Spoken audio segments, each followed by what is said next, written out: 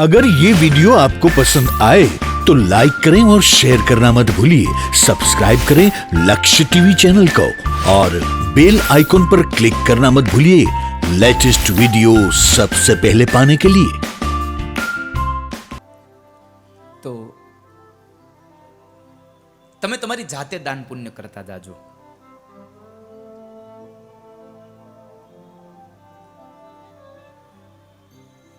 બહુ સમજાવ્યો હિરણાક્ષને, પણ હિરણાક્ષ ન માન્યો અને અંતે ભગવાને હિરણાક્ષને એનો ઉદ્ધાર કર્યો। ભગવાને એને માર્યો છે। ભગવાને એ પૃથ્વીને લાવીને શેષ નારાયણની ફણા ઉપર પ્રસ્થાપિત કરી। બ્રહ્માને આદેશ આપ્યો કે જાઓ બ્રહ્મા, તમે સજીવ સૃષ્ટિની રચના કરો, હવે ભૂચરની રચના કરો। સનત કુમારોની રચના થઈ, એને સંસાર ન સ્વીકાર્યો। માનસ પુત્રની રચના, એને સંસાર ન સ્વીકાર્યો। કોઈએ જ્યારે સંસાર ન સ્વીકાર્યો ત્યારે એક મનુ મહારાજ અને શતરૂપા રાણીનું એક જોડલું ઉત્પન્ન કર્યું અને એ જોડલાથી સંસાર ચાલ્યો અને એ સંસારમાં આખી આ ધરતીમાં મનુષ્યની રચના થઈ છે। વિદુરજી મહારાજે પ્રશ્ન કર્યો, બાપજી આ અસુર, આ કોણ? અસુર કોણ હતો? એ હિરણાક્ષ હતો, દિતિનો દીકરો હિરણાક્ષ હતો। અરે પણ બાપજી, દિતિ તો દેવોની માતા છે, છતાં પણ એ અસુરોની માતા કેમ બન્યા? તો એક જ કારણ હતું કે સંધ્યાના કાળે દિતિના મનની અંદર કામ પ્રવેશ કર્યો। સંધ્યાના સમયે જ્યારે કામ પ્રવેશ કર્યો અને એ કામની અંદર એ કામને ભોગવવો જ રહ્યો એને। કશ્યપ ઋષિએ ઘણી ના પાડી, છતાં પણ જ્યારે દિતિ ન સમજ્યા ને એને કામને ભોગવો, તો સંધ્યાના કાળે કામને ભોગવો। મહાપુરુષો અને શાસ્ત્રમાં એમ લખ્યું છે કે સંધ્યાના કાળ એટલે ભજનનો કાળ છે, ભોજનનો અને ભોગનો નહીં। સંધ્યાનો સમય ભજનનો છે, ભોગ અને ભોજનનો નહીં। અને છતાં પણ એને સંધ્યાના કાળે જ્યારે ભોગને ભોગવો એટલે એને પાપ લાગ્યું અને એ સંધ્યાના કાળના પાપને લઈ પોતાના મન ઉપરના સંયમ ગુમાવ્યો, એને લઈ પોતાના પતિની આજ્ઞાનું ઉલ્લંઘન કર્યું, એને લઈ અને સંધ્યાના સમયે શિવ અને ભવાની આ ધરતી ઉપર જ્યારે વિચરણ કરવા નીકળે છે એટલે એનો આ દોષ લાગ્યો અને દોષને લઈ અને એ દૈત્યોની માતા બન્યા છે। એના ઉદરમાં 2 બાળકો આવ્યા અને એ બાળકો હતા હિરણાક્ષ અને હિરણ્યકશ્યપુ। ભગવાન નારાયણના 2 દ્વારપાળ જય અને વિજય, સનત કુમારોએ શ્રાપ આપ્યો। સનત કુમારોએ જ્યારે શ્રાપ આપ્યો છે ને, સનત કુમારો ભગવાનના દર્શન કરવા ગયા ને, તો એ સમયે જય અને વિજય અને રોયકા છે એટલે ભગવાન સુધી ન જવા દીધા। એટલે એને શ્રાપ આપ્યો કે જાઓ, તમે અસુર યોનિના થઈ અને જન્મ લેશો, ધરતી પર તમારે રહેવું પડશે।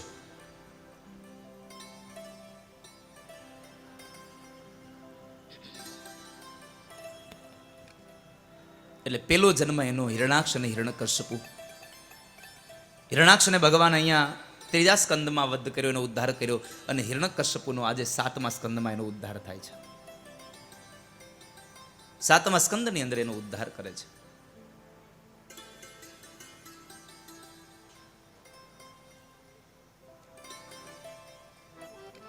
ત્યારબાદ મનુ મહારાજ અને શતરૂપા રાણીએ દિવ્ય દાંપત્ય જીવન ચલાવ્યું અને એ દાંપત્ય જીવનમાં એમને ત્યાં 3 દીકરીઓ થઈ, દેવહૂતિ, આકૃતિ અને પ્રસૂતિ।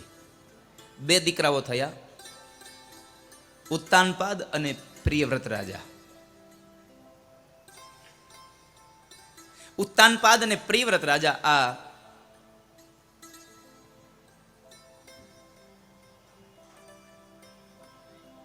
બે દીકરાઓ થયા છે। એમાં બ્રહ્માજીના કહેવાથી કરદમ ઋષિએ સંસારને સ્વીકારવાની હા પાડે છે અને સંસાર માટે બ્રહ્માએ જ્યારે એને આજ્ઞા કરી કે તમે સંસારને સ્વીકારો, તો બ્રહ્માને કરદમ ઋષિ એમ કહે છે કે બાપજી, બ્રહ્માજી હું સંસાર સ્વીકારું, પણ મારે ત્યાં જો દીકરો કોઈ દિવ્ય પુત્ર થાય તો મારો સંસાર સફળ બને। બ્રહ્મ જેવો દીકરો થાય તો, બ્રહ્મ જેવો બેટો થાય તો મારો સંસાર દિવ્ય બને. આ શબ્દ સાંભળ્યા એટલે બ્રહ્માએ કહ્યું કે તમે એક કામ કરો, ભગવાન નારાયણની યાચના એની પ્રાર્થના કરો, એનું અર્ચન કરો, એનું પૂજન કરો. એ પ્રસન્ન થાય તો તમારો આ સંકલ્પ એની પાસે રાખજો. ભલે પ્રભુ. ભગવાન નારાયણની ઉપાસના કરી ભગવાન નારાયણ પ્રગટ થયા અને એ સમયે ભગવાન નારાયણની પ્રાર્થના કરી. ભગવાન નારાયણ આવ્યા અને ભગવાન નારાયણ એમ કહે છે, માગો કરદમ, હું તમને શું આપું? હવે કરદમ ઋષિ વિચારવા પડ્યા કે મારે ભગવાનને કેમ કેવું, આ 3 લોકના અધિપતિને એમ કેમ કેવું તમે મારો દીકરો બનો? જગતના બાપને એમ તો નહીં કહેવાય તમે મારા દીકરા બનો. એટલે એણે માગણી એવી કરી, પ્રભુ મારી ઈચ્છા એક જ છે કે તમારા જેવો દીકરો મારા ઘરે થાય, મારા દાંપત્ય જીવનમાં. ભગવાન કહે છે, પણ કરદમ, આ દુનિયામાં મારા જેવું તો બીજું કોઈ છે જ નહીં, હું એકલો જ છું. મારા જેવું બીજું કોઈ છે જ નહીં.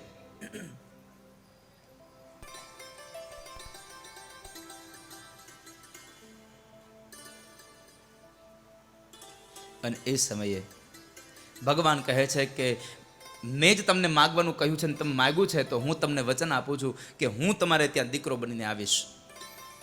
આટલું ભગવાનને બોલી દીધા પછી ભગવાનને યાદ આવ્યું, કરદમ ઋષિ તો હજી કુંવારા છે, એના લગ્ન તો થયા નથી. હવે લગ્ન ન થયા હોય તો પત્ની ન હોય, પત્ની ન હોય તો મારે એની ઘરે દીકરો કેમ બનવું? એટલે કરદમને કીધું, પણ કરદમ તમે તો હજી કુંવારા છો, મારે દીકરો બનવા માટે માં જોઈ, તમારે પત્ની જોઈ. અને ત્યારે કરદમ ઋષિ કહ્યું છે, પ્રભુ મારો કહેવાનો ભાવાર્થ એવો છે કે તમારે જે માની કુખથી જન્મ લેવો છે ને એની હારે મને પરણાવવાનું કામે તમારું અને મારે ત્યાં દીકરો બનીને આવવાનું કામે તમારું છે. માણસને માંગતા આવડવું જોઈએ.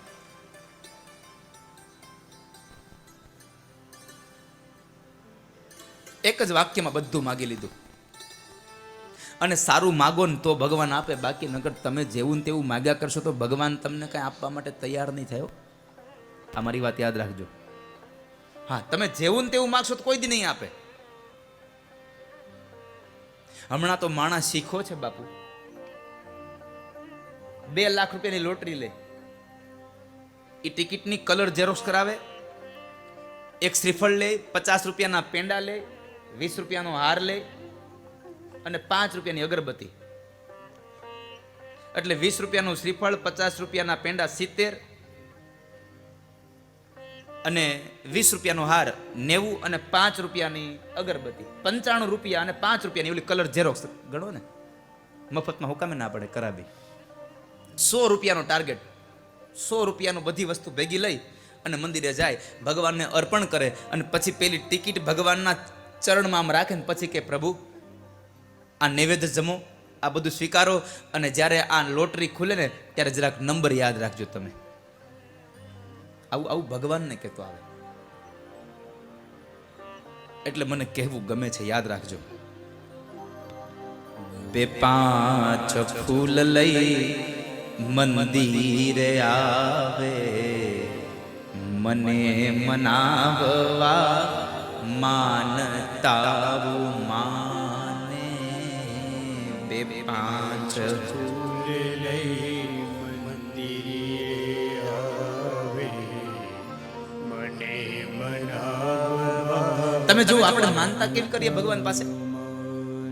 ભગવાનની પાસે માનતા કેવી હોય આપણી?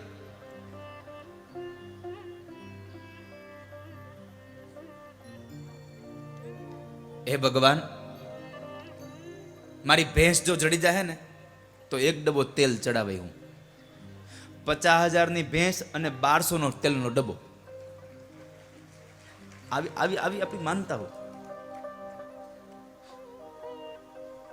બાર ગામથી આવ્યા હોય ને ઓલા ગામત્રીથી ઘરેણા મૂકતા બરાબર એકાદું ઘરેણું ક્યાંક મુકાઈ જાય અને જડે નહીં એટલે શું કહે, હે માતાજી જો મારું આ ઘરેણું જડી જાય ને તો હું 2 દીવા કરી, જો ન જડે તમે દીવાની રાહ જોતા નહીં. હા, જો જડી જાય ને તો હું 2 દીવા કરી, નકર નહીં. આપણે ભગવાન સત્યનારાયણની માનતા કરતા હોય, હે સત્યનારાયણ ભગવાન મારા છોકરો જો 10મામાં સારા ટકાથી પાસ થાય ને તો હું તમારી કથા કરે, જો નાપાસ થાય ને તો તમે સત્યનારાયણની કથાની રાહ જોતા નહીં. આપણી બધી જ પ્રાર્થનાઓ સ્વાર્થ ભરેલી હોય. તમે મારું કરો તો હું તમારું કરું. પછી ભગવાન સ્વાર્થીલો ન થઈ જાય? કારણ કે એક સૂત્ર છે, જેવા સાથે તેવા. अगर ये वीडियो आपको पसंद आया हो तो लाइक करें और शेयर करना मत भूलिए. सब्सक्राइब करें लक्ष्य टीवी चैनल को और बेल आइकॉन पर क्लिक करना मत भूलिए लेटेस्ट वीडियो सबसे पहले पाने के लिए. જેવો હોય એવું થઈ જવું પડે. ભગવાને ચોખ્ખું કહ્યું અહીંયા, 2-5 ફૂલ લઈ મંદિરે આવે, મને મનાવવા માનતા માને. 2-5 ફૂલ લઈ મંદિરે આવે, મને મનાવવા માનતા માને. એવા 2 ફૂલના 2 લાખ દેતો નથી રે, ઈ કાંઈ ગાંડો નથી રે. એવા 2 ફૂલના 2 લાખ દેતો નથી રે, ઈ કાંઈ ગાંડો નથી રે. એ ગાંડો ગાંડો નથી રે, ઈ કાંઈ ઘેલો નથી રે. ગાંડો ગાંડો નથી રે, ઈ કાંઈ ઘેલો નથી રે. એ કોઈનો છેતરો છેતરાય એવો ભોળો નથી રે, કાનો ગાંડો નથી રે. કોઈનો છેતર્યો છેતરાય એવો ભોળો નથી રે, કાનો ગાંડો નથી રે. એ તો આપણને એમ હોય કે આપણે 2-5 રૂપિયાની માનતા કરીને માની જાય. ના ના, ઈ ચોખ્ખું જ કહે છે હું ગાંડો જ નથી. આપણે ચપટી ચોખા લઈને આવીએ અને ઓલી આરતીમાં 8 મૂકીએ અને પછી 2000ની નોટ માગીએ ને એ આપણને આપી દે. એ ચપટી ચોખા લઈને મંદિરે આવે, આઘો ઉભો રહીને ફદિયા ફગા. આમ આઘો ઉભો રહીને જવા દે 8 થડર. પછી ભગવાન અંદર બેઠો બેઠો કેવો, તારા પિતળિયા હું કાંઈ લેતો નથી રે, હું કાંઈ ગાંડો નથી. હા પણ તમે જુઓ, આપણે આરતીમાં નાખી આમ આમ એક રૂપિયો, હે ભગવાન ધંધામાં બરકત આપજો. હા લ્યો.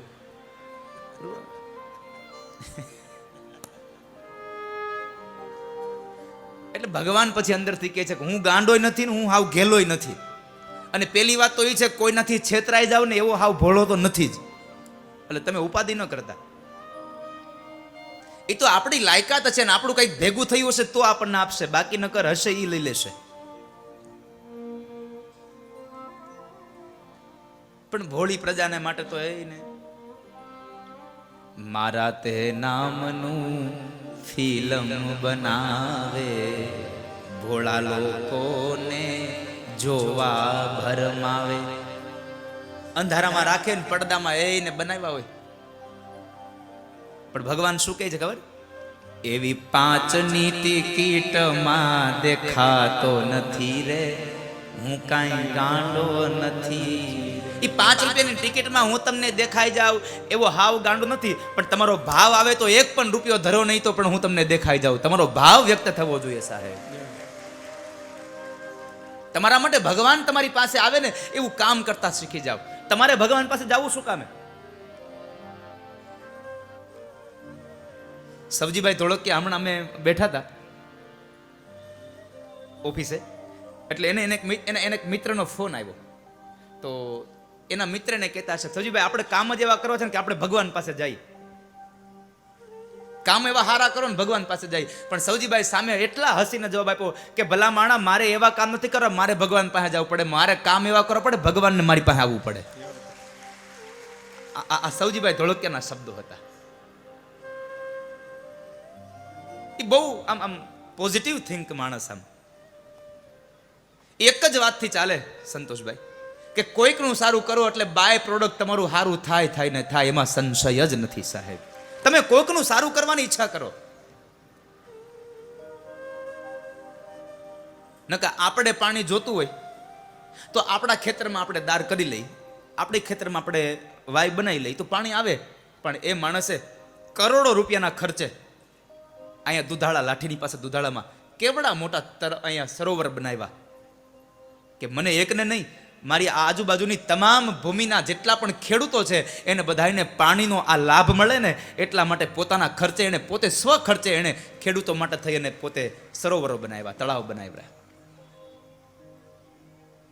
એક જ માત્ર ભાવના. હમણાં તિહાર જેલમાં ગયો ને કથા કરવા, એના યજમાન એ હતા, એને ગોઠવી હતી કથા. અને કંઈક નવું કરવાની ક્રાંતિ. હરે કૃષ્ણ ગ્રુપ સૌજીભાઈ ધોળકિયાને દર વખતે એને ત્યાં જેટલા કારીગરો કામ કરે ને સંતોષભાઈ, એના મા બાપને લઈ અને હરિદ્વાર ફરવા એ લઈ જાય. બોલો, છોકરાઓને કે તમે કામ કરો, તમારા મા બાપને ફેરવવાની જવાબદારી મારી છે. એને કેવું વિચાર્યું, જો આવડો અહીંથી એના મા બાપને લઈને 10 દી જાય તો મારું કામ ખોટી થાય, તો મારી આવક તૂટે. એના કરતાં લાવને એના મા બાપને હું ફેરાઈ આવું એટલે એને ફરવાનું થઈ જાય ને મારો ધંધો હેલા કરે. બાય પ્રોડક્ટ કામ કર્યા કરે સાહેબ. આ એનું પોઝિટિવ થિંગ છે. પણ આ વખતે એક કથા 7મા મહિનામાં પાછી એને ગોઠવી.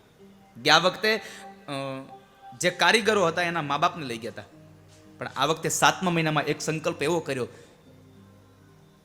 કે જે પતિ પત્નીને બાળકો નથી, સંતાન નથી, નિસંતાન દંપતીઓને લઈને મારે હરિદ્વાર એને લઈ જઈને ભાગવતની કથા સંભળાવી છે. એ એક જ વાતમાં માને, કોઈની જો બદ દુઆ લાગતી હોય તો કોઈની દુઆ પણ લાગે જાય. કોઈની બદ દુઆ લાગતી હોય તો કોઈકની દુઆ પણ લાગે. એટલે એ કોઈકનું સારું તમે ઈચ્છો તો તમારું સારું આપોઆપ થઈ જાય, એમાં કોઈ જાતનો સંશય નથી.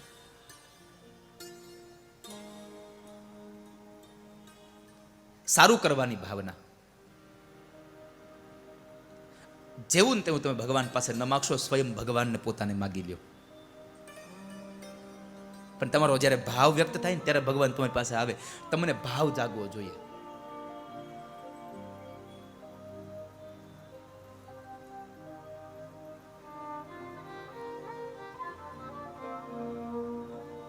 સ્વયં ભગવાન તમારા માટે આવી જાય. દક્ષિણ ભારતમાં જોગ પરમાનંદ નામના એક વૈષ્ણવ ભક્ત હતા અને પંઢરપુરના વિઠ્ઠલનાથજીના બહુ ભગત. એકાદશીના દિવસે ભગવાન પંઢરનાથની એ પૂજા કરવા જાય. ભગવાનના અનન્ય ભક્ત, અને એને બાળપણથી જ ભક્તિ લાગી ગયેલી. ચોમાસાના વરસાદમાં જો તમે બી વાવો ને તો દિવાળીએ કદાચ એમાં રૂના પૂંભડા ઉતરે, નકર પછી ખાલી ઢેફા જ હોય. એમ બાળપણમાં જો ભક્તિના બીજ વાવશો ને તો કદાચ યુવાની અવસ્થાએ એ કોળામણ થશે અને છેલ્લે તમને વૃદ્ધાવસ્થામાં ફળ મળી જાય. પહેલેથી વાવવું પડે. તો બરાબર જોગ પરમાનંદ ભગવાન પંઢરપુરના વિઠ્ઠલનાથજીના અનન્ય ભક્ત છે. અને એ અનન્ય ભક્તમાં બાળપણથી જ એને ભક્તિ, ગાન, નૃત્ય,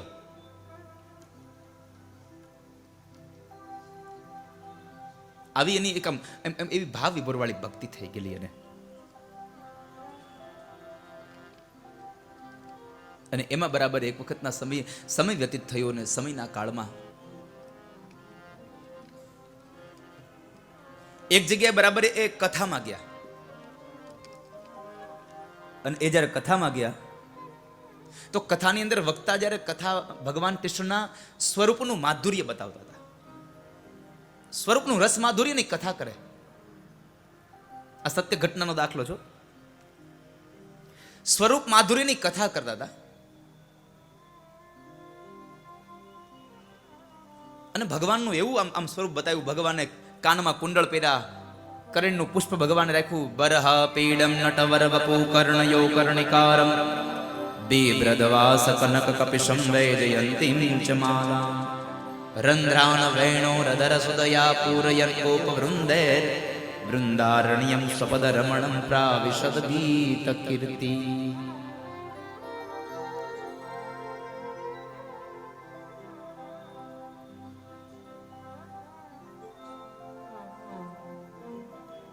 પ્રાવિશદ ગીત.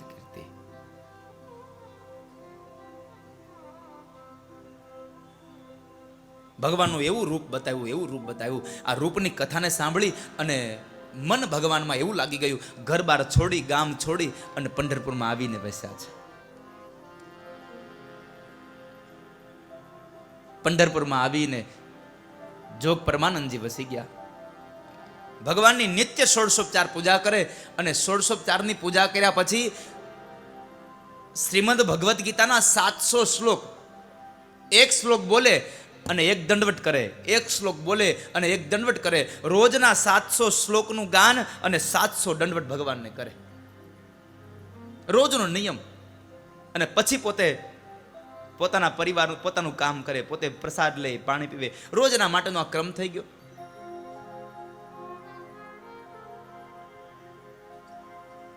એમાં એક વખત બન્યું એવું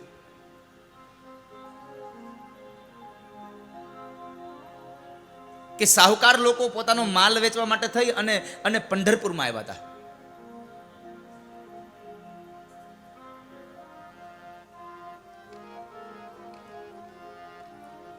પંઢરપુરમાં જ્યારે આવ્યા છે અને ત્યારે એ સમયે આ જોગ પરમાનંદજીની ભક્તિને જોઈ અને સાહુકાર માણસે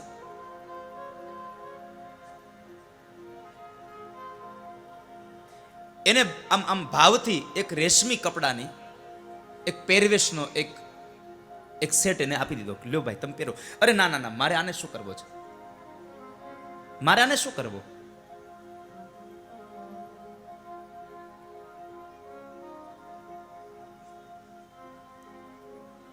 અરે નહીં, તમે રાખી લ્યો, હું તમને ભાવથી આપું છું. પેલા શેઠે બહુ આગ્રહ કર્યો ત્યારે પરમાનંદજીએ લીધો છે સેટ, એ કપડાનો સેટ એને લઈ લીધો.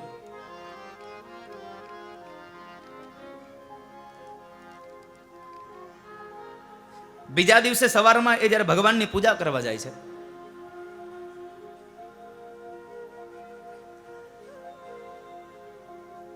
અને એ સમયે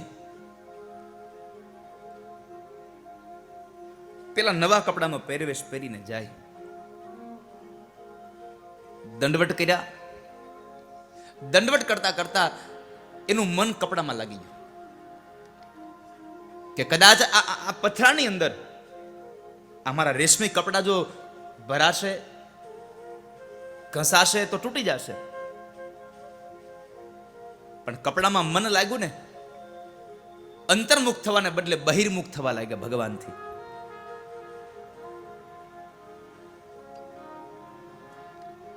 જ્યારે બહિર્મુખ થવા લાગ્યા, તું આટલી લે, બસ, બહિર્મુખ થવા લાગ્યા.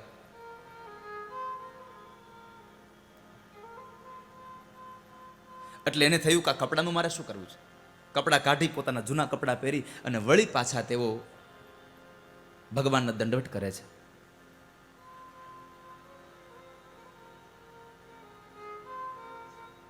ભગવાનના દંડવટ માંડ્યા કરવા, એટલે છતાં પણ મનમાં એક ચિંતા વ્યાપી, એક પ્રશ્ન થયો કે મેં કપડા માટે થઈને મારા ઠાકોરજીમાંથી મન હટાવ્યું.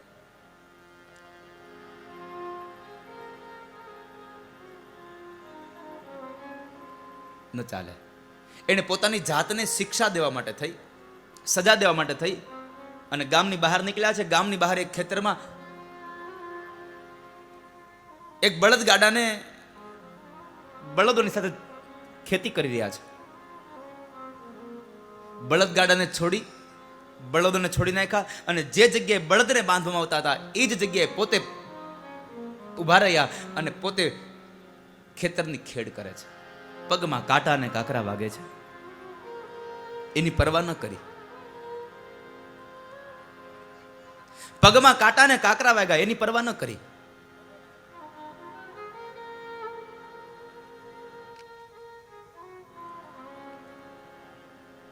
ધોંસરું હોય ને એટલે બે બળદ હોય, આ તો એકલા જ જતા હતા. તમે નહીં માનો, ભગવાનનો એટલો અનન્ય ભક્ત હતો કે ભગવાનમાંથી મન નીકળી ગયું, માત્ર કપડામાં મન લાગ્યું તો પોતાની જાતને એને દંડ આપ્યો ને. એ સમયે બે બળદ હોય એના જગ્યાએ એક જ જગ્યાએ પોતે હતા. બીજી બાજુમાં કહેવાય છે કે સ્વયં વિઠ્ઠલનાથજી પોતે આવીને બળદ બન્યા હતા. સાહેબ પોતે જુત્યા હતા. પેલો જોગ પરમાનંદજી એમ કહે છે, પ્રભુ તમે આ છોડી દો. ભગવાન કહે છે, તું આ છોડી દે. પણ પ્રભુ મેં ભૂલ કરી છે, મને સજા થવી જોઈએ. મારું મન પેલા તમારામાંથી નીકળીને કપડામાં લાગી ગયું હતું.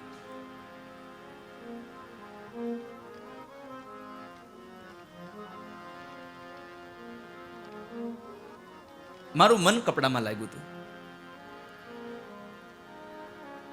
ભગવાન કહે છે કે પરમાનંદ, એ કપડા દેવા આવનારો માણસ પણ મારી ઈચ્છાથી જ આવ્યો હતો તને કપડા દેવા. તને જે કપડા દેવા આવ્યો ને એ પણ મારી ઈચ્છા હતી, એટલા માટે તને કપડા દેવા આવ્યો હતો. એમને નતો આવ્યો. અને એ સમય ભગવાને પોતાને એને ગાડામાંથી એ મુક્ત કરી, બળદના ગાડામાંથી મુક્ત કરીને ભગવાને પોતાની છાતીએ લગાડ્યો. મારો કહેવાનો ભાવ છે, તમે કામ જ એવું કરો ને કે તમારે ભગવાન પાસે ન જવું પડે, સ્વયં ભગવાન તમારી પાસે આવતો રહે. સાહેબ, કામ જ એવું કરો, ઈશ્વર સ્વયં તમારી પાસે આવે.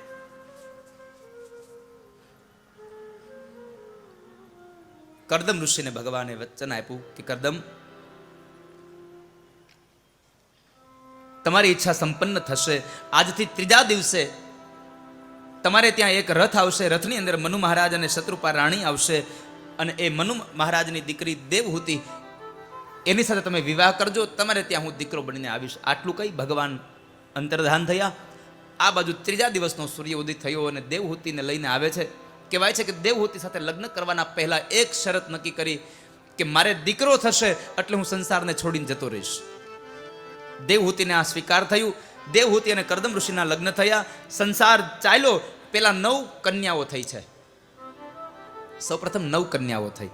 આધ્યાત્મિક અર્થમાં 9 કન્યા એટલે નવધા ભક્તિ. શ્રવણમ કીર્તનમ વિષ્ણુ સ્મરણમ પાદસેવનમ. સાંભળવું ને એ સૌથી મોટા મોટી ભક્તિ છે. પેલી વેલી ભક્તિ સાંભળવી. નવધા ભક્તિમાં પહેલી ભક્તિ આવી છે શ્રવણ. એટલે તો રૂકમણીએ કીધું ભગવાનને, શ્રુત્વા ગુણાન ભુવન સુંદર શૃણવતાંતે. પ્રભુ સાંભળો. સાંભળવું નહીં બહુ શ્રેષ્ઠમાં શ્રેષ્ઠ ભક્તિ છે. એટલે આપણે કથામાં જઈએ ને તો કથામાં સંપૂર્ણપણે સાંભળવું. કથા પૂરી થઈ જાય ને પછી આપણે 15 મિનિટ બેઠું રહેવું, વાતું કરી લેવી. કદાચ ઘણા સમય મળ્યા હોય અહીંયા, આપણે કેદુના મળ્યા નહોતા, આજ કથામાં વળી જોગાનો જોગ ભેગા થઈ ગયા તો ત્યારે વાતો કરી લેવી. પણ અહીંયા આવો ને ત્યારે તમારે મૌન ધારણ કરવું. બને તો કથા મંડપમાં આવો ને એટલે મૌન ધારણ કરી લેવું. બોલવું જ નહીં કોઈ સાથે. બોલીએ તો પાપ થાય ને. હમણાં કથા આવશે પંચમ સ્કંદની, જડ ભરત મહારાજની. બોલ્યા જ નહીં, મૌન લઈ લીધું. બોલવું તો પાપ થાય ને.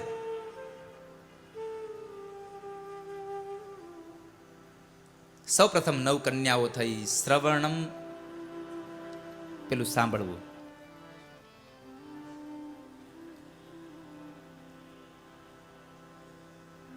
સાંભળવાની એ 9 કન્યાઓ એટલે આધ્યાત્મિક અર્થમાં નવધા ભક્તિ.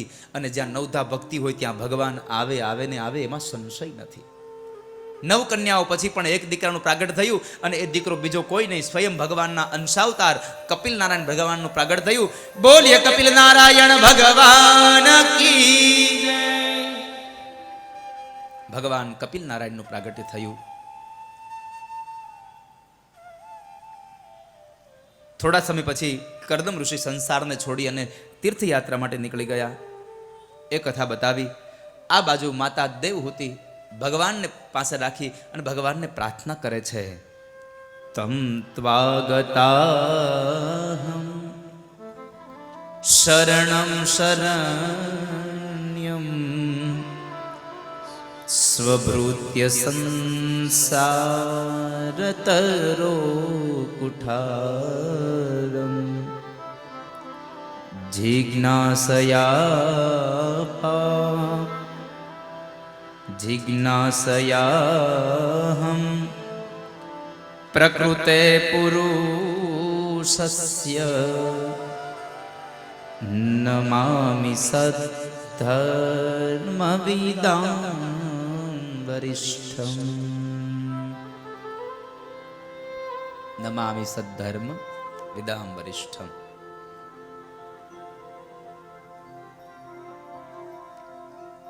પ્રભુ, જંગલની અંદર ઉગેલા લાકડાઓને કાપવા માટે જેમ કુહાડો હોય છે, એમ સંસાર રૂપી આ જંગલને કાપવા માટે થઈ અને હે કુહાડા સમાન હું આપને પ્રાર્થના કરું છું, મારામાં જ્ઞાન ફેલાવો, મારામાં જ્ઞાનનો પ્રકાશ કરો. પ્રભુ,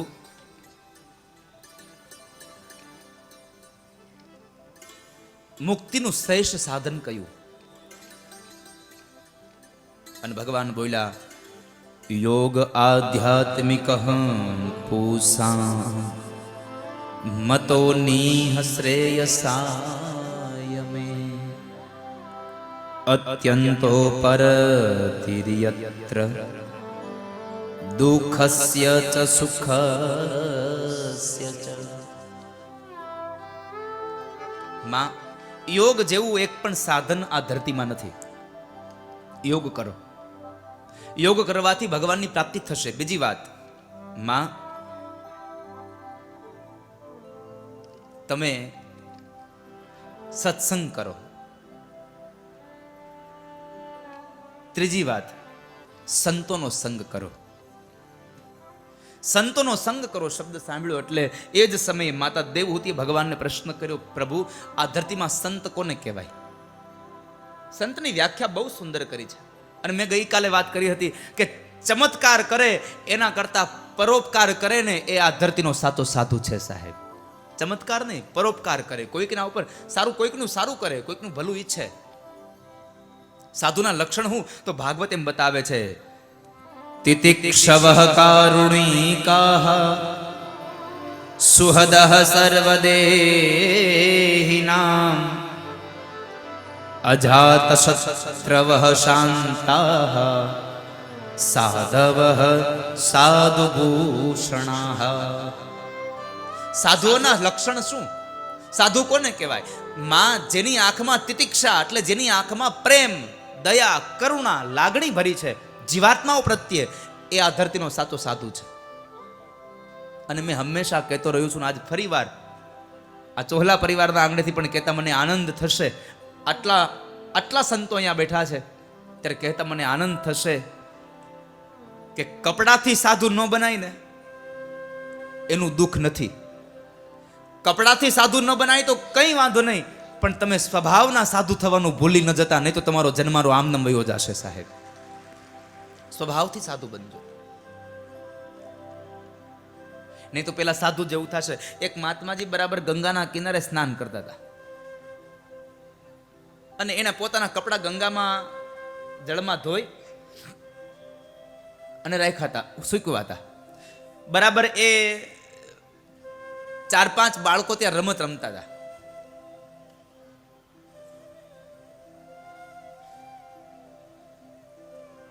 તો રમતા રમતા બરાબર પેલા મહાત્માજીના કપડા ઉપર દોડ્યા એટલે કપડા મેલા થયા. જ્યારે કપડા મેલા થયા એટલે મહાત્માજી બહાર આવ્યા અને મહાત્માજી પેલા બાળકોને પકડી અને ખૂબ ધમકાવે છે. એમાં એક બાળકને મહાત્માજી એક થપ્પાડ મારી દીધી, એક થપાટ મારી.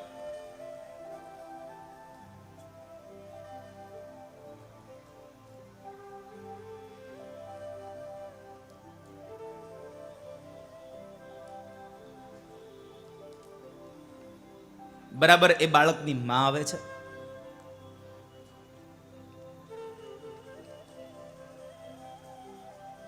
બાળકની માં આવી એટલે બાળકની માએ પેલા સંત મહાત્માજીને કહ્યું, બાપજી શું કરો છો તમે? આ બાળકોને મારો તમે? અરે પણ મારા કપડા એને મેલા કરી નાખ્યા.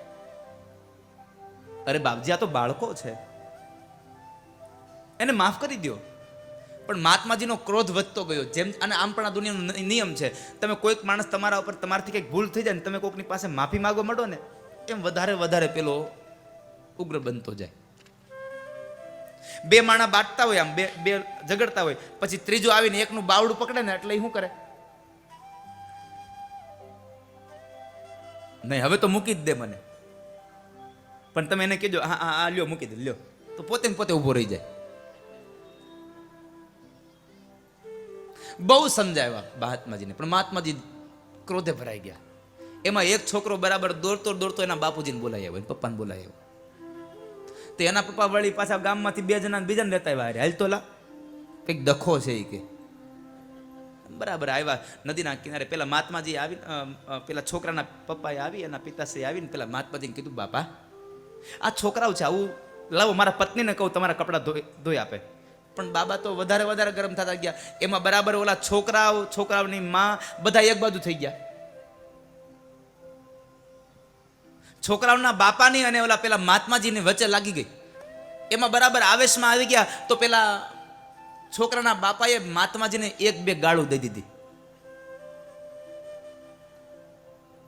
ગાળો દેતા દેતા બરાબર પેલા મહાત્માજીએ બે ચાર ગાળું હામી દીધી. આટલેથી ન રહ્યું તો ઝઘડો થઈ ગયો. ઝઘડામાં ઓલા છોકરાના બાપાએ મહાત્માજીના માથામાં એક લાકડું માર્યું ને, તો ગંગાના કિનારે મહાત્માજી નંજન રામ રમી ગયા. મહારાજ ગુજરી ગયા. મહારાજ ગયા સ્વર્ગમાં, કારણ કે ભજન કર્યું એટલે સ્વર્ગમાં જાય ને. સ્વર્ગમાં ગયા તો ભગવાનની હારે મંડ્યા બાંધવા. તમે મને બચાવવા ન આવ્યા, મારી હારે આટલો ઝઘડો થયો, આમ થયું તેમ થયું, તમારી ભજન કર્યું, ભક્તિ કરી, શું કામ નહીં? ભગવાન કહે છે પણ તું એલા ભાઈ નિરાશ તો રાખ, શું થયું? અરે શું થયું? શું તમે આવ્યા નહીં મને બચાવવા? ભગવાન કહે છે ક્યાં? અરે તમે ઓલા નદીના કિનારે ઓલા એ મને માર્યો અને હું મરી ગયો, ત્યાં સુધી તમે ન આવ્યા? ભગવાન કહે છે કોણ ન આવ્યું? અરે તમે ન આવ્યા. ભગવાન કહે છે હું તો આવ્યો જ તો ઓલો કહે છે તો પછી મને બચાવ્યો કેમ નહીં? ભગવાન કહે છે હું ગોટે ચડ્યો તો આ બે માંથી સાધુ કોણ છે? એ કે બે ગાળો બોલતા હતા. મારો મૂળ કહેવાનો ભાવાર્થ છે, કપડાથી સાધુ ન થઈ શકો તો કાંઈ નહીં, સ્વભાવના સાધુ બનવાના પ્રયત્ન કરજો મારા વાલા. શીલવંત સાધુને વારે વારે નમીએ પાનબાઈ, જેના બદલે નહીં વ્રત સંગ તું કરો તો જ્યારે એવા નીર કરજો રે, ત્યારે ઉતરશો ભવપાર. ગંગા સતી જ્યારે આવરૂડ બોલિયા, જેને વચનની સાથે વ્યવહાર. એટલે તમે સાધુ બનવાના પ્રયત્નો કરજો. અને ઘણા લોકો દુનિયામાં કહે છે કે સુખી થવું હોય ને તો સાધુ થઈ જવાય. હા, ઘણા લોકો એમ કહે સુખી થવું હોય સાધુ થઈ જવાય. પણ હું તમને એમ કહું, સુખી થવું હોય તો સાધુ નહીં, સીધું થઈ જવાય. સીધું થઈ જવાય.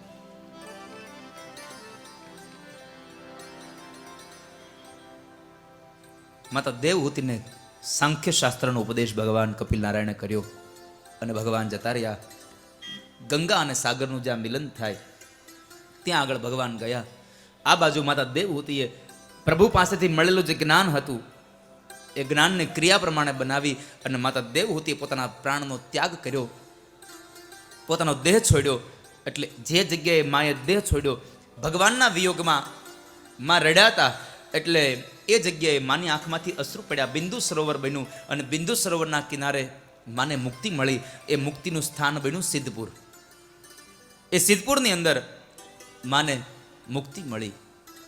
એ કથા બતાવી અને તૃતીય સ્કંદને વિશ્રામ આપ્યો અને ચતુર્થ સ્કંદનો પ્રારંભ થાય અને ભગવાન બાદરાયણની કલમ ચાલે છે.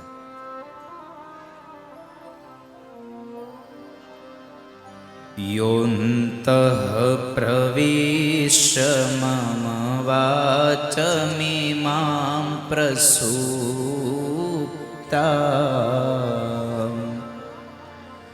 સંજીવયત્યખિલ શક્તિધર સ્વધામ્ના અન્યાશ્ચ હસ્તચરણ શ્રવણત્વગાદિન પ્રાણાન્નમો ભગવતે પુરુષાય તુભ્યં. 5 વર્ષના પ્રહલાદે જે સ્તુતિ કરી, 5 વર્ષના ધ્રુવજી મહારાજે જે સ્તુતિ કરી એની કથા છે. ધ્રુવની આ કથામાં ચતુર્થ સ્કંદના પ્રારંભમાં કરદમ અને દેવહૂતિને જ્યાં 9 કન્યાઓ થઈ એમાંની એક કન્યા અનસુયા અત્રિની સાથે પરણાવ્યા. અત્રિ અને અનસુયાને ત્યાં સ્વયં ભગવાન દત્તાત્રેયનું પ્રાગટ થયું એ વાત બતાવી અને ત્યારબાદ કહે છે મનુ મહારાજની 3 દીકરીઓ દેવહૂતિ, આકૃતિ અને પ્રસૂતિ, એમાં પ્રસૂતિ નામની જે કન્યા છે એને દક્ષ પ્રજાપતિ સાથે પરણાવ્યા. દક્ષને ત્યાં 16 કન્યાઓ થઈ. 13 કન્યાઓ ધર્મને આપી, 1 કન્યા પિતૃગણને, 1 કન્યા અગ્નિદેવને અને 1 કન્યા ભગવાન શિવને પરિણ્યા છે. ભવાની સતી ભગવાન શિવને પરિણ્યા છે. તો સતી ભવાની જે ભગવાન શિવને પરિણ્યા એ દીકરી પોતાના બાપના ઘરે આવી અને અગ્નિમાં બળી મરી અને પોતાના દેહનો ત્યાગ કર્યો. આ શબ્દો સાંભળ્યા એટલે રાજા પરીક્ષિતે પ્રશ્ન કર્યો, બાપજી પહેલા તો મને એ કહો કે દીકરી બાપના ઘરે આવીને શું કામ બળી મરી? બાપના ઘરે શું કામ? એને એવું તો કયું દુઃખ પડ્યું કે જેને બાપના ઘરે આવીને બળવું પડ્યું? શું થયું એવું એને? આ કથા મને જરા વિસ્તારથી કહો.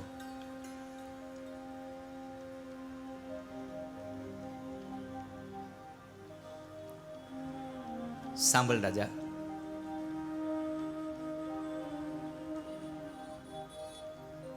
એક વખતના સમય બન્યું એવું કે પ્રજાનો નાયક દક્ષ બન્યો છે.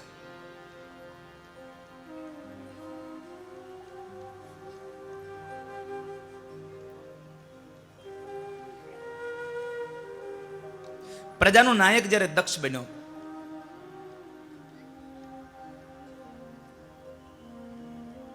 સભા ભરીને બધા લોકો બેઠા છે ને એમાં બરાબર દક્ષનું આગમન થયું. તમામ વ્યક્તિઓ ઊભા થયા પણ સભાની અંદર બેઠેલા ભગવાન શિવ ઊભા ન થયા. દક્ષને સત્તા મળી હતી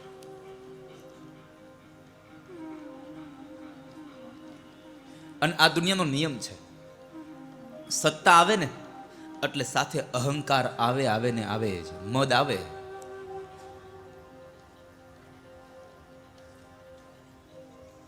સત્તાના અહંકારમાં માણસ જ્યારે ડૂબી જાય છે એટલે સત્તા હાથમાંથી જતી રહે છે. જો અભિમાન ના આવે, મદ ના આવે તો સત્તા ટકી રહે. બન્યું એવું, ભગવાન શિવની નજર હતી નીચે.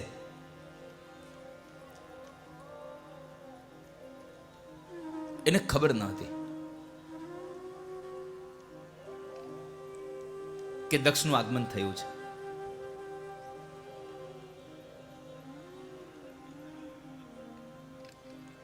પણ દક્ષ પ્રજાપતિ પોતાના જમાઈ તો એક તો અણમાનીતા હતા, દીકરીએ બાપની ઈચ્છા વિરુદ્ધમાં લગ્ન કર્યા હતા. એટલે દક્ષ ભગવાન શિવ માટે ન બોલવાના શબ્દો બોલે છે કે જેને વ્યવહારનું જ્ઞાન નથી, કોનો આદર અને સત્કાર કરવો એની જેને ખબર નથી પડતી, એને આ સભાની અંદર આમંત્રણ કોણે આપ્યું?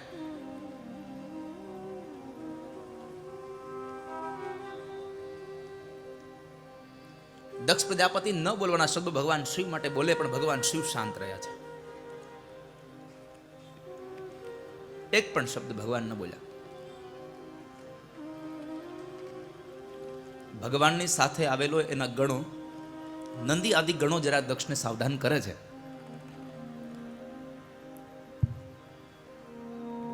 પણ દક્ષ ન સમજો અને અંતે નંદીએ શ્રાપ આપી દીધો કે જા દક્ષ, હું તને શ્રાપ આપું છું કે તું ક્યારનો મેં કરે છે તો મેં કરવા વાળો બકરાના મોઢા વાળો બની જઈશ. જા.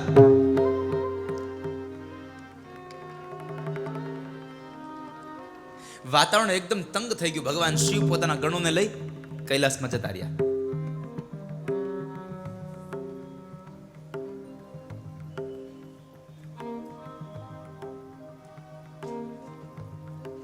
નહીં તો ભગવાનને ક્રોધ છે, કારણ કે ભગવાનનું કામ છે સંહારનું, અને સંહાર કરવો હોય ને તો ક્રોધે ભરાયા વગર કોઈ સંહાર ન થાય સાહેબ. કોઈને મારવો હોય તમને ક્રોધ ના આવે તમે મારો જ નહીં કોઈને. એનો સ્વભાવ છે ક્રોધનો ભરેલો, પણ એની દ્રષ્ટિ છે કરુણા ભરેલી. એટલે એમ ગાયું છે, કર્પૂર ગૌરમ કરુણાવતારમ, કર્પૂર ગૌરમ કરુણાવતારમ. નહીં તો ખરેખર ગાવું જોઈએ કર્પૂર ગૌરમ ક્રોધાવતારમ. ક્રોધનો અવતાર ન કહ્યું, પણ કરુણા અવતાર કહ્યો. જેને આ જગતના જીવ પ્રત્યે જેની આંખમાં કરુણા ભરી છે, દયા ભરી છે, એટલે કહ્યું કરુણાવતારમ. ભગવાન તમામને લઈને કૈલાસમાં ગયા. ભવાનીને કોઈ વાત ન કરી, સતીને કોઈ વાત ન કરી.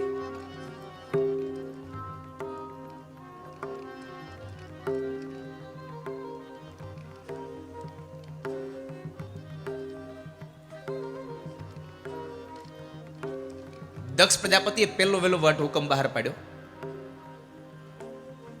યજ્ઞાદિક કાર્યો થશે,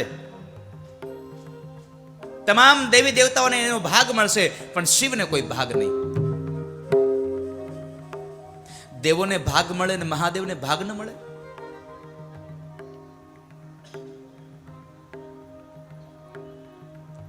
પછી કહે છે કે ભગવાન શિવના અપમાન માટે દક્ષ પ્રજાપતિએ પોતાના ઘરે યજ્ઞ કર્યો. તમામ દેવી દેવતાઓને આમંત્રિત કર્યા, પણ પોતાના જમાઈ અને પોતાની દીકરીને આમંત્રિત ન કર્યા, બેને ન બોલાવ્યા. બરાબર યજ્ઞનો દિવસ આવ્યો. બ્રાહ્મણો તમામ યજ્ઞશાળાની સામગ્રી લઈને બેઠા છે, તૈયારીઓ કરી યજમાન બેઠા છે, અને કૈલાસમાં ભગવાન શિવ પોતે વક્તા અને માં ભવાની સતી સામે બેસીને કથાને સાંભળે છે. ભગવાન શિવ સૌથી મોટા વક્તા છે. ભગવાન શિવ પણ પોતે ભગવાનની ગાથા ગાય છે.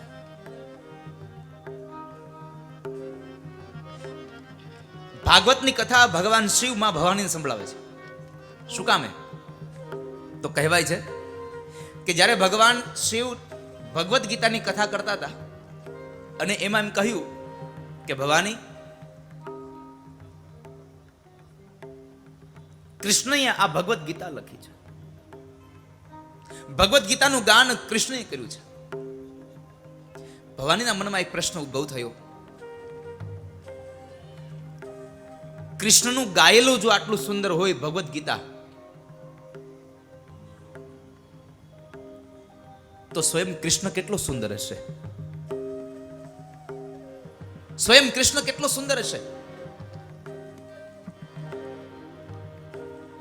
અને એ સમયે ભવાનીએ કહ્યું, પ્રભુ ભગવદ્ ગીતા ગાયું, અને જો ભગવદ્ ગીતા આટલી સુંદર હોય તો ગીતાનો ગાનારો કેટલો સુંદર હશે? એ કૃપા કરો ને, ગીતાના ગાનારની કથા મને કહો. ને ભગવાને ભાગવતની કથાનો આરંભ કરી દીધો છે.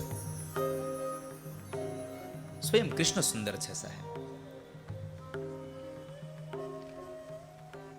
મારે હમણાં બાપુ કથા હતી છાપરા રાજકોટ પાસે, તો એક પ્રેસ વાળા આવ્યા, મને પ્રશ્ન કર્યો. અનેક પ્રશ્નોના અંતે છેલ્લો પ્રશ્ન મને એમ કહ્યો કે દાદા, તમે આટલા વર્ષોથી ભગવાન ભાગવતની કથા કરો, કૃષ્ણની કથા કરો છો, તો તમને કૃષ્ણની કથામાં કઈ કથા વધારે ગમે? તમને કૃષ્ણની કથામાં વધારે કઈ કથા ગમી? મેં ચોખ્ખી ના પાડી, મને કૃષ્ણની એક પણ કથા નથી ગમતી. માણસ અવાચક બની ગયો. કે ભાગવતની કથા કરે ને એને ભગવાન કૃષ્ણની કથા નથી ગમતી? એને ફરીવાર મને પ્રશ્ન કર્યો. હું તમને એમ પૂછું છું કે તમે ભાગવતની કથા કરો છો તો તમને કૃષ્ણની કઈ કથા ગમે છે? મારો એ જ જવાબ હતો કે મને કૃષ્ણની એક પણ કથા નથી ગમતી. પણ મારો જવાબ પાછળ એટલો હતો કે કૃષ્ણની મને એક કથા નથી ગમતી, સ્વયં કૃષ્ણ પોતે મને ગમે છે સાહેબ. પાત્ર જ અદ્ભુત છે. કયા એંગલથી તમને ન ગમે? ગોકુળ ને વ્રજ વૃંદાવનમાં રહ્યા ત્યારે ભગવાન કૃષ્ણએ બે હાથથી પેલી વાંસળી વગાડી, એ કૃષ્ણ પણ ગમ્યા. અને એક હાથથી પેલી ટચલી આંગળીના ટેરવે ગોવર્ધન નાથને તોડ્યો ને એ કૃષ્ણ પણ મને તમને ગમ્યો છે સાહેબ. ગોપીઓના વસ્ત્રને હરણ કરી લે એ કૃષ્ણ પણ ગમે છે. અને દ્રૌપદીના ચીરને પૂરી દે 999 ચીર, એ કૃષ્ણ પણ મને તમને ગમે છે.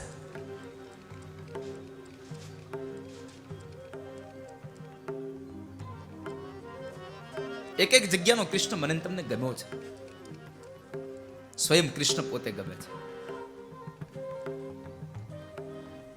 કથાનો પ્રારંભ થયો અને પછી એક વિમાન નીકળ્યા છે ઉપરથી.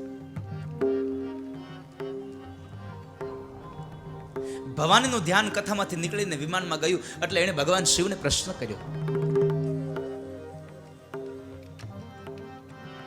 પ્રભુ આજે કઈ ધર્મસભા છે? ના ભવાની. કેમ? આ વિમાન લઈને દેવતાઓ ક્યાં જાય છે? ભગવાન શિવે આજ કહ્યું છે એ તમારા પિતાશ્રીના ઘરે જાય છે. મારા પિતાશ્રીના ઘરે? શું કામે? ભગવાન શિવ કહે છે તમારા પિતાશ્રીના ઘરે આજે યજ્ઞ છે. ભવાનીને ખૂબ દુઃખ લાગ્યું, મારા બાપની ઘરે યજ્ઞ અને મને ખબર નથી, મને આમંત્રણ નહીં.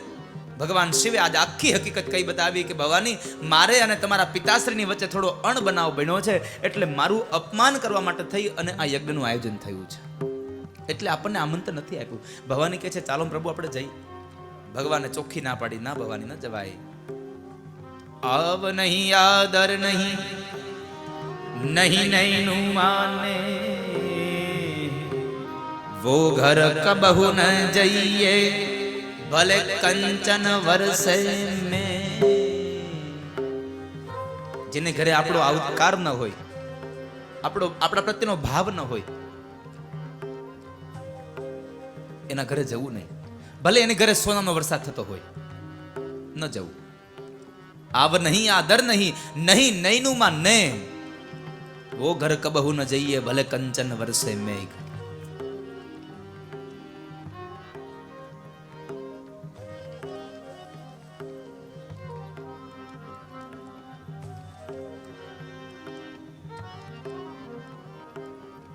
ફરી વાર ભગવાન કથા કહેવા લાગ્યા. ભવાની સામે બેઠા છે, પણ માત્ર શરીરથી મન બાપના ઘરે પહોંચી ગયું. મન તો બાપના ઘરે પહોંચી ગયું.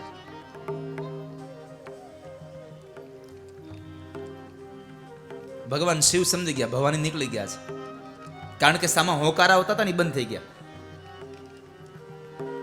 પેલાના સમયમાં એક રિવાજ હતો, એક પદ્ધતિ હતી. જ્યારે આવડા મોટા મંડપ નહોતા બંધાતા, આવડા મોટા મંચ નહોતા બનતા, આવા સરસ મજાના માઇક નહોતા, ત્યારે સૌ આજુબાજુમાં બેઠા હોય અને કથાકાર પોતાની કથા કહેતા હોય.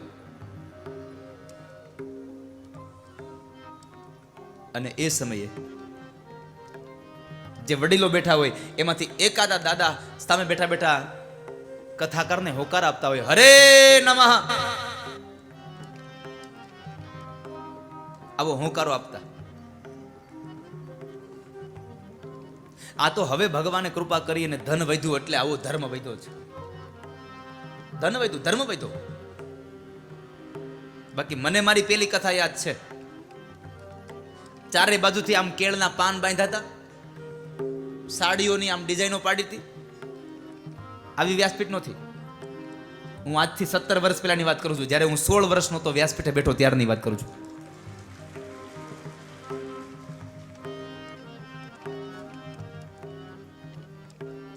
ગામમાં કોઈકની ઘરે સારા માણસ હોય ને, પૈસા વાળા, એની ઘરે ઓલી પાટું રાખતા, બેસવાની પાટ.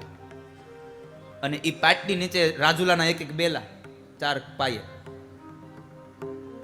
અને પાછળ આવો તક્યો નહોતો, ગાડલું હોય ને એનું ગોળ કર્યું હોય અને એ મૂક્યું હોય, અને એ ગાડલું પાછળ ન વયું જાય એટલે વાહે એક લાકડું ભરાયું હોય.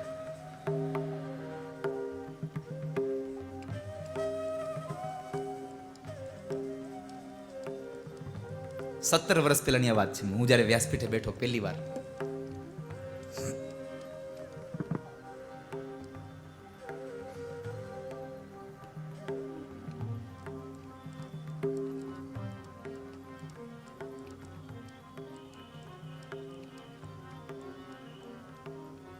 પણ આ તો ભગવાનની કૃપા છે ને. ભગવાનની ઈચ્છા હોય ને એ જ થાય હો. ભગવાન બહુ સ્વયં પોતે એમ કહે છે કે તું દુઃખી થાય છે એનું મૂળ કારણ એ છે કે તું કરે છે એ તારે જે જોઈએ છે, અને થાય છે એ મારે જે તને આપવું છે. તું કરે છે એ તારે જે જોઈએ છે એ, અને થાય છે એ મારે જે કરવું છે એ. પણ તું કરવા માંડ, મારે જે કરવું છે એ પછી જોઈએ જા, તારે જે જોઈએ છે મળશે થવા આપોઆપ. તું જે માનીશ તારે જે જોશે મળી જશે તને આપોઆપ. એમ મારે બનવું તું એન્જિનિયર. હું વડોદરા ભણવા ગયો તો શું થયું? છેલ્લા વર્ષની ફી મારા પપ્પા ન ભરી શક્યા, રિક્ષા ચલાવતા હતા, ન ભરી શક્યા. પાછો આવ્યો. નકર વ્યાસપીઠે બેસી ગયા પછી નક્કી કર્યું કે આપણે આ કર્મકાંડનું કરવાનું થતું નથી, આપણે કથા બધા કઈ કરવી નથી. હું એરોનોટિક્સ એન્જિનિયરનું ભણ્યો પણ બન્યો નહીં. કારણ મારી ઈચ્છા હતી એન્જિનિયર બનવાની, ભગવાનની ઈચ્છા નહીં હોય, ન થઈ શક્યો. પાછો આવ્યો. દ્વારકા ભણવા ગયો. દ્વારકા ભણીને પાછું નક્કી કર્યું કે હવે આપણે કર્મકાંડ નથી કરવું. દ્વારકા ભણી લીધા પછી નક્કી કર્યું નથી કરવું. પાછો હું ડબલ ગ્રેજ્યુએશનમાં ગયો, સંસ્કૃતમાં અને ઇંગ્લિશમાં ગ્રેજ્યુએશન કર્યું. વળી પાછો હું કોલેજમાં નોકરી કરવા ગયો. પણ કહેવાય છે ને કે તમે ગમે તેમ કરો પણ ધાર્યું તો મારા ધણીનું જ થાય સાહેબ. ધાર્યું તો ધણીનું જ થાય. ઉંદર કાપે કરંડીઓ અને સાપ ઉંદરને ખાય, ઉદ્યમ કરતા અવળું પડે ધાર્યું ધણીનું થાય. એમાં મારું તમારું ન ચાલે. અને અંતે જે નહોતું જ કરવું ત્યાં લાવીને બેસાડી દીધો ભગવાને. પણ આજે હું ખૂબ રાજી છું એટલા માટે કે ભગવાને મને એન્જિનિયર બનતા રોકાયો. પણ એ એન્જિનિયર બન્યો હોત તો હું મશીન બનાવતો હતો, અત્યારે માણા બનાવવાનો એન્જિનિયર બનાવ્યો સાહેબ. એટલે હું ખૂબ ખૂબ ખૂબ રાજી છું, ખૂબ પ્રસન્ન છું. નકર 4 પેઢીમાં બાપુ કોઈ કર્મકાંડ નથી કર્યું, કોઈને સ્વસ્તિ ના ઇન્દ્રો નથી આવડતું. સત્યનારાયણની કથા વાંચ્યા પેલા ભાગવતની વ્યાસપીઠે બેહાર્યો તો મને ભરોસો નહોતો આવતો કેમ કથા વાંચે, હું કરવું. પણ પરમાત્માની કૃપા હોય એટલે પછી તમને દુનિયામાં કોઈ ન વારી શકે સાહેબ. ભગવાનની કૃપા થઈ જાય. अगर ये वीडियो आपको पसंद आया हो तो लाइक करें और शेयर करना मत भूलिए. सब्सक्राइब करें लक्ष्य टीवी चैनल को. हाँ, और बेल आइकॉन पर क्लिक करना मत भूलिएगा लेटेस्ट वीडियो सबसे पहले पाने के लिए.